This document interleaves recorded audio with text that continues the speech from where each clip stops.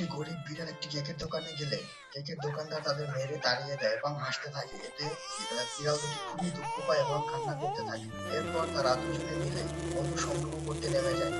সংগৃহীত মধু বাজারে বিক্রি করে তারা অনেক টাকা ইনকাম করে। এরপর দুজনে মিলে একটি বাগানে আপেল কুড়াতে যায় এবং সেখানে তাদের একটি কুকুর দাওয়া করে এবং কুকুরে তারা খেয়ে তারা একটা গাছের কুকুরে পালিয়ে থাকে এবং কুকুর চলে যাওয়ার পরে তারা ফলগুলো নিয়ে বাসায় চলে আসে এবং সেই ফল থেকে জুস করে তারা সেই জুস বাজারে বিক্রি করে আরো কিছু অর্থ উপার্জন করে। সেই অর্থ দিয়ে তারা একটা রেস্টুরেন্ট খোলে এবং রেস্টুরেন্ট অনেক পরিশ্রম করে তারা সেখান থেকেও কিছু অর্থ উপার্জন করে। তাদের অর্থ জমতে জমতে অনেক অর্থ জমে যায় এবং তারা সে নিয়ে খুব খুশি থাকে এবং তারা সেই কেকের দোকানে পুনরায় আবার ফিরে যায় এবং সেখানে টাকা দিয়ে বলে আমাদের কেক দাও। পরে দুজনে দুটি কেক নিয়ে খেতে থাকে। তাদের কেক খাওয়া দেখে দোকানদার হা হয়ে তাকিয়ে থাকে।